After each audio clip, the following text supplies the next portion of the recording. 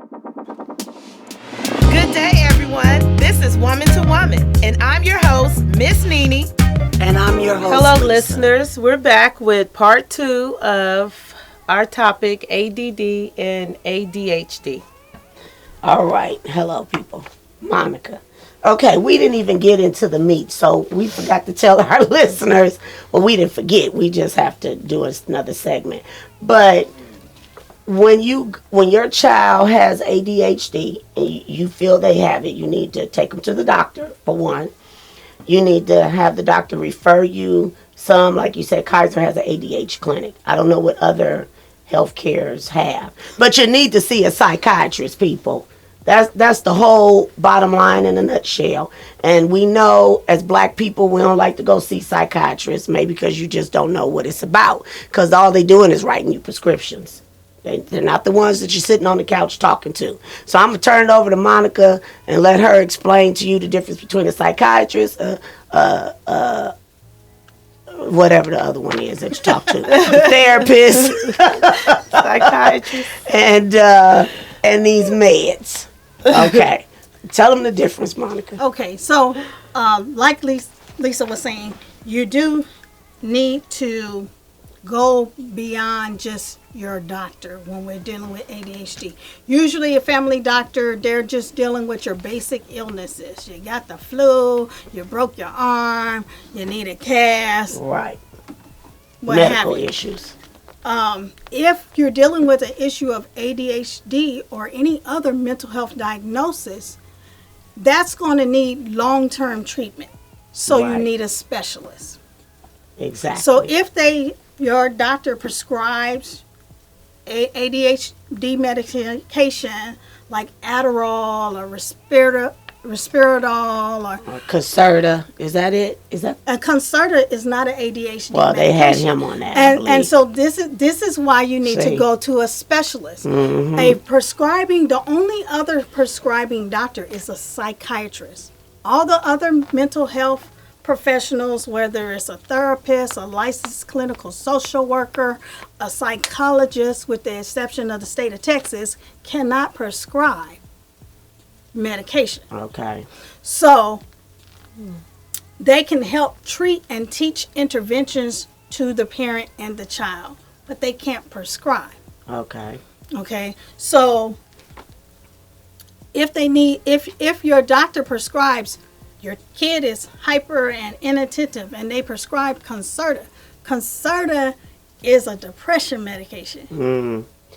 Right. Okay. But it has another end to it. But they use it, and this is where we get in trouble because they use it for multiple things. So, they use it for inattentiveness because inattentive people have a problem focusing. Well, having problem focusing is a problem with depression also. So they say it can have a dual purpose. Just like Zoloft is a depression medication, Prozac is Right. a depression medication, Cymbalta is a depression medication, but they use it to treat pain. Wow. Really? Yes. So at certain doses, it can be used for people who have pain issues. Okay. Okay. So a lot of these medications have dual purposes. Right. But if your doctor does not specialize in the brain function, which is what a psychiatrist specializes Okay. in, the function of the brain, the psychological, the physiological functioning of the brain, and chemical imbalance, Okay. that's the psychiatrist. Where you get your medicine, people. So that's where you should, even if you just follow up with a psychiatrist initially for a second opinion. Right. My doctor prescribed this. I wanted to see a psychiatrist for a second opinion to see if, yes, my child really does have ADHD or some other diagnosis. Now, it can take several times and a get lot it of right. different medication, yes. So you have to be patient because he went from Concerta all the way to the highest dose. Then they took him to Adderall. And then he went to Adderall to the highest dose. Then they put him on something else. So this is like the 5th medication he's been on. and this one's actually working. And that's really not uncommon to be. But see, to me, I just feel like, why I gotta go through all that? Why can't you just put them on something in the beginning that's just gonna work off the top? So why don't you just send me to a psychiatrist? Here's the reason why. Because even when you go to a psychiatrist might have to change the meds. They might have to tweak the dosage. Because it's not like we're treating diabetes. True. Diabetes, we know these medications do it. We check your blood work. Your blood work is coming down, it's going up. We make an adjustment. And you're dealing with the brain. We're dealing with the brain where there's not blood work that we can send you for that says, okay, because his blood work said this is ADHD, we give him this medication and we're done. It's not clean like that. And that's why a family practice doctor really shouldn't treat for ADHD long term. They may start them off, but they shouldn't treat it long term. Now, on that note, what about these facilities that claim they can help your child with ADHD? They got one running on TV now. I called it. It was about $5,000. And they claim they do a CAT scan. They can tell which part of your brain ain't functioning right and all of this. So I'm confused because I asked the psychiatrist. I asked the doctor. And they just laughed and like, okay, give me your money if you want to. Well, what you mean? If they can take a CAT scan of the brain, then you should be able to take a CAT scan of the brain. You should be able to do the same thing they can do. Right. So but if I'm they confused. didn't study the brain and know what those empty spaces mean. No, I'm talking about the psychiatrist. Okay. The psychiatrist studies the brain. So my point to the psychiatrist is, why won't you do a CAT scan? Since they saying that they can see from the CAT scan what part of your brain is having the problem. Correct. Right. And she was like, no, that's not necessary. So I'm confused. You got this center over here that's a private center making all this money, claiming to have all this success. What's their success rate? Well, it was pretty high when I looked, but you know, they can put anything on the website or tell me anything. I don't know anyone personally that I can ask, you know, well, how did your child do? But my thing is, it's just like with the autism. If you have money, then you can put your kids in these awesome programs and they do well. It's like anything. For example, Magic Johnson and HIV. Oh, yeah. Okay, people 30 years ago, people were dying left and right. But he had the money. But he had the money to get the treatment, and so he's still living. But if he didn't have the money, he'd have died 30 years ago. But my point is, why does it have to be like that? Well, it's unfortunate, but money drives most things. But if they can tell from your brain, then the psychiatrist should be doing the same thing. They can tell from your brain, but it's based on psychiatry. Is set up on there's a chemical imbalance. We get the medicine to conquer the chemical imbalance. Based on the behaviors that we see, they say, okay, this medicine reacts this way, so this should work. Now, could it make it easier if they do a CT scan? It might. Will the insurance pay for a psychiatrist to do a CT Probably scan? not. No. And so that's expensive. So that's why they don't do it. Okay? The people that are going to the center are paying cash. Yes. So they get the CT scan, they get everything that whomever the doctor is asking for, because the insurance company is not in charge of saying yes or no. Right. But I'm just saying, why can't they do something different that your own physician can't do, or psychiatrist? That's my question. And that was my question to the psychiatrist, and she just told me that's not true. The CAT scan is not going to really pinpoint what his issue is in his brain. Well, so she pretty much told me it's a gimmick. I agree and disagree. I agree and disagree.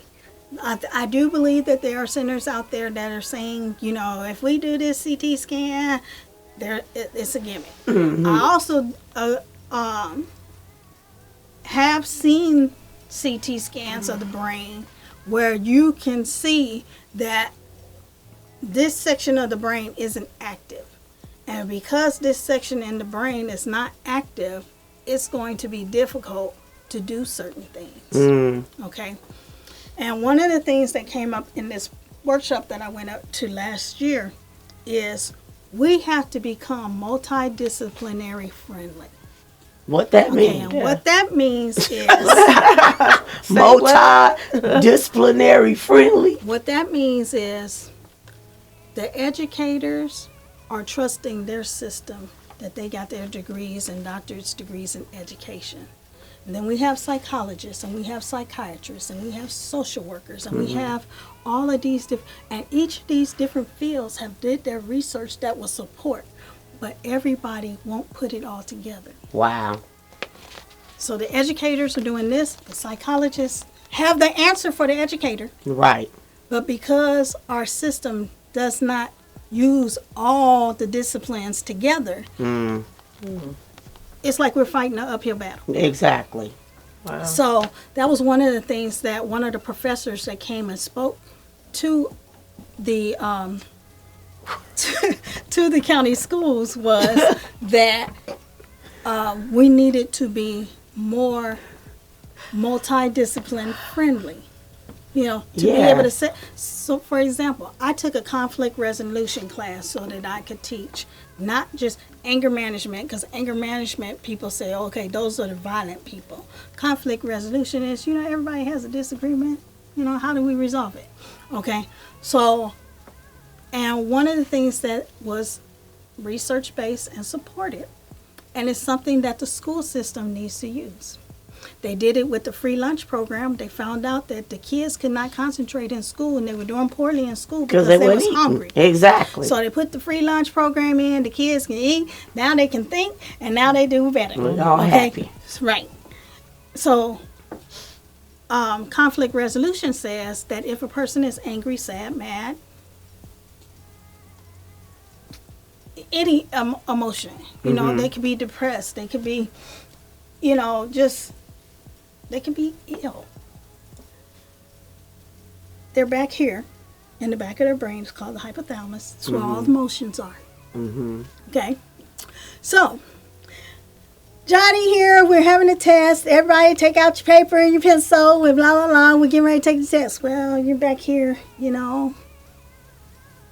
Got home. You got up this morning, you know, mom was passed out drunk and, you know, and she had a black eye, so you knew dad beat her up, and wow. you know, and so you got all this. You back here, worried about mom, because now you at school, but you worried about mom. Right. Okay, and Johnny fails the test. But Johnny doesn't tell the teacher, my mom is at home, passed out, and she had a black eye. Of course not. Okay, so the teacher doesn't know what's going on. But guess what? Because Johnny's here, he reads the questions. He doesn't understand the questions. He can't produce an answer. Because he needs to be in his frontal lobe to And not in think. his back. But he's in his emotions, so he can't think. Wow. So conflict resolution taught interventions to break you dwelling in your emotion so that you can get back to your frontal lobe so you can think. I wonder how many kids that affect. That seemed like a lot. A lot. Oh, sure. A lot. Wow. And so how many of our kids they can't concentrate, they can't focus because they got drug addict parents, they got domestic violence in the home, they got alcoholism in the home. Wow. You know, and that's the issue, but they're diagnosed as ADHD. Wow. So they ain't even ADHD. They just got Because some I other had issues. a lot of kids on my caseload when I was working in foster care that had a conduct disorder. Wow. You think he knows how to control himself if he's been abused all his life? Right. Or she's been abused all her life? She knows Right. how not to be impulsive? That's Right. what's been modeled. Right. Exactly. All right. Thank you, Monica. I appreciate it. And to you parents out there, keep hope alive. Stay strong. 'Cause it's rough out here. Oh my goodness. These schools will have you. Ooh, I know. I deal with it on a daily. And these kids will have you one way, and the schools will have you another. But here's your word of the day. I have found that if you love life, life will love you back. Bye, people.